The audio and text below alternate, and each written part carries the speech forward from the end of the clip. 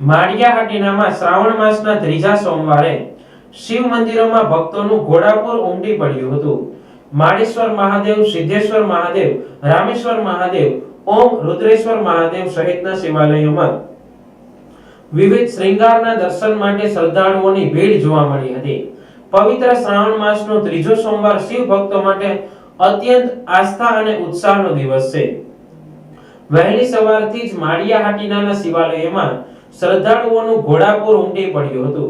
મંદિરોનું વાતાવરણ બમ બમ ભોલે અને હર હર મહાદેવના જય ઘોષથી ગુંજી રહ્યું હતું।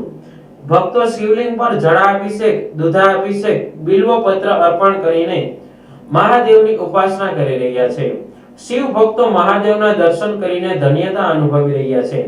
સોમવારનો આખો દિવસ ભક્તો માટે પૂજા અર્ચનાનો નહીં પરંતુ એક ઉત્સવનો દિવસ બની ગયો હતો। વિજયગીરી બાપુ માણેશ્વર મંદિર પૂજારી। આજે શ્રાવણ માસનો ત્રીજો સોમવાર મહાદેવને રથનો શુભ શણગાર કરવાનો છે। જાણે મહાદેવ ખુદ રથમાં બેસીને સવાર થાય એવું દર્શન સજાવવામાં આવ્યા છે અને દીપમાળા તથા સંધ્યા આરતીનો લોકોએ ખૂબ જ દર્શન કર્યા છે અને ખૂબ જ વધારે પડતી ભાવિ ભક્તો દરેક મંદિરમાં ઉમટી પડ્યા છે।